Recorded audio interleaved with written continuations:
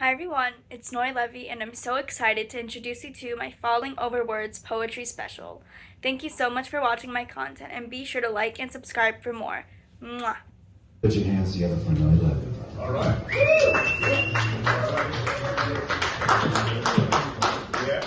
Hi everybody! How is everybody? So, I know that spooky season is, in our orbit as Halloween is coming up soon. So, I am going to share with you a poem that I wrote 2 years ago for a little poetry slam in my high school's poetry club. So, here it is. It's called The Woman in the Silk Dress. All right. In a desert town, there lived a girl and her father. There was no one around, so there was no one to bother. All day, the girl would frantically run and holler, and all night, the girl would sit in front of the mirror and talk to her mother. This was a strange occurrence since her mother had passed, but her father didn't find it odd. He instead was relaxed. All his life, he was fascinated by the possessed, so he watched his daughter talk to herself. One night, when the moon was full, their corridor's lighting changed from bright to dull. The girl heard some voices call, "Don't be fooled by the sheep's wool." But she was tempted, so she let herself be pulled. As she stepped through the corridor, the wooden planks creaked. The noises grew louder, and she started to hear the voices repeat, "Don't be fooled by the sheep's wool. Don't be judged, or you'll be pulled." She walked to the end of the corridor where she spotted a door. Her heart told her not to open it, but her brain ignored. She opened the door, a color darker than the night sky. She walked through, and a sudden change of color left her blind. Inside this room, there awaited a mirror. The girl walked up to it and looked. What she saw in it freed her. She saw a beautiful woman in a silk dress. The woman said, "Hello, sweetie. Care to join me on this quest?" The girl reached out her hand, hoping to make a new friend. Then she got sucked into the mirror, and her life came to an end. It was pretty tough. I wrote this 2 years ago.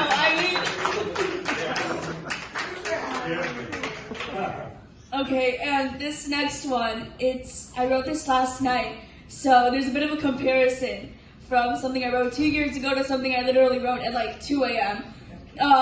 So this one's called To Build a Home, and it's about betrayal, to put it in very, I guess that's what it is, it's betrayal. So here it is. You said you'd hold my hand through it all, then you held the brick while I built the wall.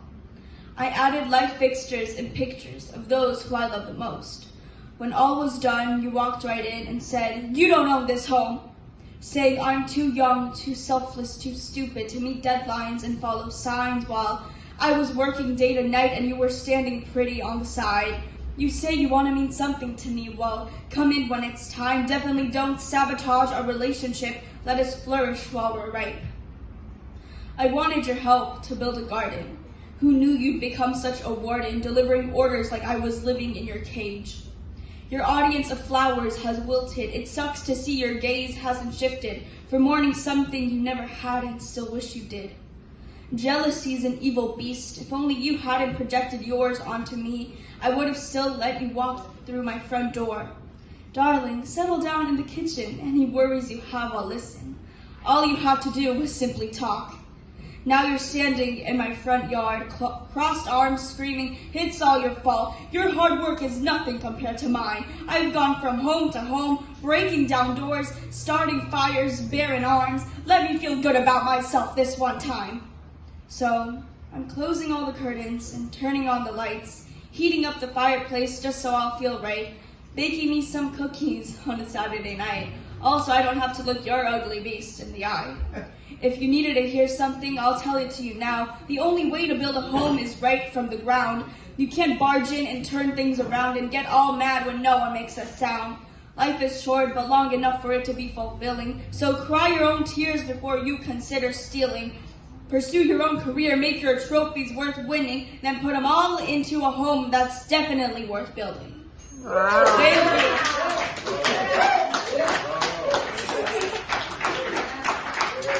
Thank you so much.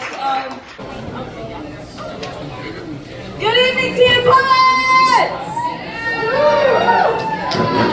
Hi, everybody. So, as Nick said, I'm a poet, and as much as I look kind of innocent right now, dressed as Dorothy Gale from The Wizard of Oz, I do have something quite sinister up my sleeve, as I've written sort of a scary poem, a very tense poem for you tonight, and it's called Winter's Breath.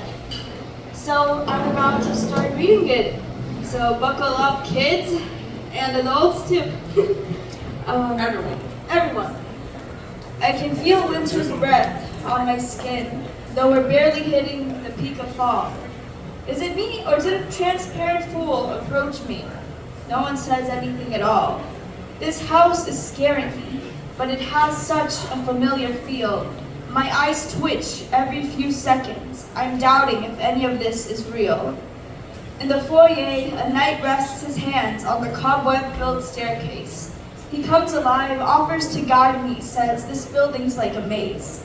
I say, no thank you, and take a torch out of its place. A chill rushes through my spine and my heart starts to race.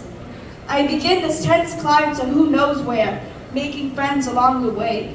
The bats bat their eyes at me, while the spiders hide away.